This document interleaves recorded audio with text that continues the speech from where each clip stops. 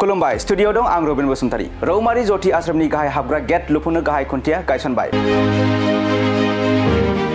चिरां जिल्लानि सिङाव थानाय मुंदांखा रौमारी जथि आश्रमनि गोदानै गाहाय हाबग्रा गेटखौ लुफुंनो दिनै चिरां जिल्लानि बेंगिरि जतिन बराया गाहाय खुन्थिया गायसनो मख'नो गोनांदि चिरां जिल्लानि सापागुरियाव जथि आश्रमनि गाहाय गेट दंमोनब्लाबो आसाम मालानि रायजोआरि लामा बानायनायनि थाखाय सिफायनो गोनां जादोंमोन दा बेनिनो दिनै आग जग्य होनायनि गेजेरजों गोदानै गेट लुफुंफिननो चिरांनि जिल्ला बेंगिरि जतिन बरानि आखाइजों गाहाय खुन्थिया गायसनो लोगोसे बे हाबाफारियावनो बाहागो लायो आसामनि बारग' मन्त्रि चन्दन ब्रह्म ट्राइबेल संघनि आफादगिरि सुकुमार बसुमतारी बिथांमोनहा दिनैहाय जि जथि आश्रम रौमारी गेट बेयो गायसनफिननाय आसाम माला लामाया जेला गुवार गिदिर जानायनि कारनाव आगुनि जोंनि बे जथि आश्रमनि जि गेट बेखौ सिफायनांगौ दा बेवहाय गभर्नमेन्टनिफ्रायबो माखासे बिनि जि कम्पेनसेसन जि डेमेज जानायनि सिफायनायनि बाबदाव 3 लाखनि बारा एसे बारा फैसा मोनदों दा जितु लामाया गुवारसिन जाबाय आरो गिदिरसिन बानायनांगौ जाहैबाय बे 3 लाख एबा 3.5 लाखआ थोआ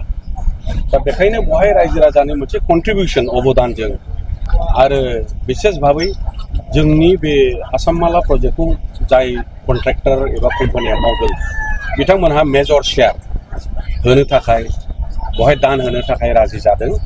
आरो बेखायनो जोङो दिनै पुनर बेखौ आरम्भ खालामफिननो हाबाय बे गायसननायल' नङा दिनैनिफ्राय खामानिया आरम्भ जाबाय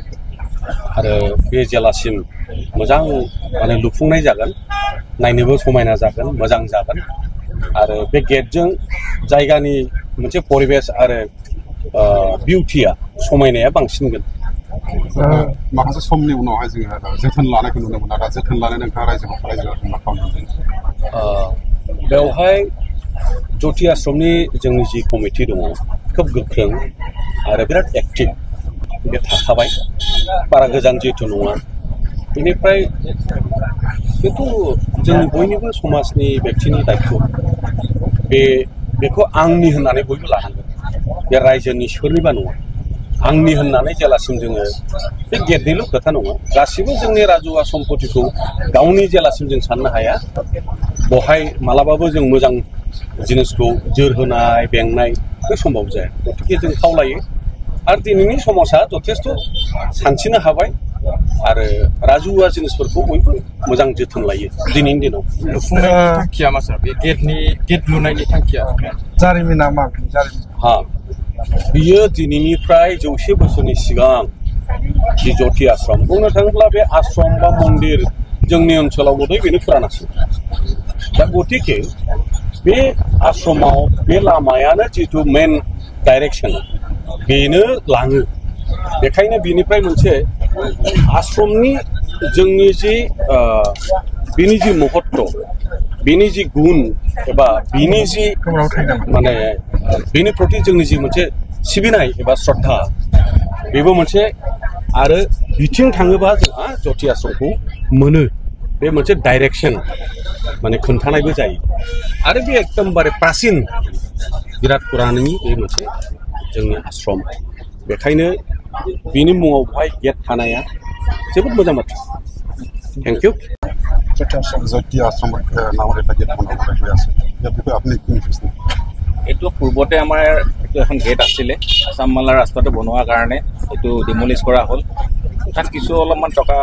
ৰাইজে কম্পেনচেশ্যন পালে কিন্তু সেই টকাটোৱে মানে সম্ভৱ নহয় এখন মানে ডাঙৰ গেট বনোৱাৰ সকলো ৰাইজে মিলি আমাৰ জতি আশ্ৰমৰ যিসকল কৰ্মকৰ্তা আৰু যি কনষ্ট্ৰাকশ্যন কৰিছে আমাৰ এইটো ৰাস্তা তেওঁলোকে অলপ সহযোগ কৰাৰ কাৰণে আজি এটা শুভ দিনত আমাৰ জতি আশ্ৰমৰ মূল তোৰণ আমাৰ গেট আজি আধাখিলা স্থাপন কৰা হ'ল সকলো ভক্তপ্ৰাণ ৰাইজ আহিছে ইয়াতে মানে সকলোৰে এটা আনন্দৰ দিন শুভ দিন গুৰুদেৱ কালীচৰণ ব্ৰহ্মৰ এই ব্ৰহ্মধামৰ প্ৰচাৰৰ যিটো প্ৰক্ৰিয়া এই প্ৰক্ৰিয়াত সকলোৱে অংশভাগ লৈছে আৰু তেওঁৰ আদৰ্শ মতে গোটেই আমাৰ এই বড়ো সমাজ ৰাইজে ভৱিষ্যতেও আগুৱাই লৈ যাব আৰু গুৰুদেৱৰ সেৱা লৈ সকলোৱে ভৱিষ্যতটো এটা জীৱন গঢ়িব বুলি মই আশা ৰাখিছোঁ আৰু এই গীতখনৰ জৰিয়তে এটা যে সুস্থিৰ সমাজ সংস্কৃতিবান ৰাইজ এটা আমি প্ৰমাণ কৰিব কাৰণে আজি আধাখিলা স্থাপন কৰিছোঁ যেহেতু আমি কেতিয়াবা দেখিবলৈ পাই গেটটো বনোৱাৰ পিছত যিখিনি সম্পত্তি আছে সেইটো মানে যতন নলয় ইয়াৰ বাবে এইটো এটা সমজুৱা বস্তু আমাৰ ৰাইজে নিজেই নিজৰ জৰিয়তে তেওঁলোকে এইটো ব্ৰিগেডটো বনাইছে গতিকে সকলোৱে আমি এটা সহযোগ কৰিব লাগিব আৰু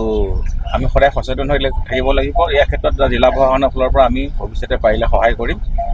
ৰাইজেও নিজেও সহযোগ কৰিব লাগিব তেতিয়া গেটখন নিশ্চয় ভালকৈ থাকিব ঠিক আছে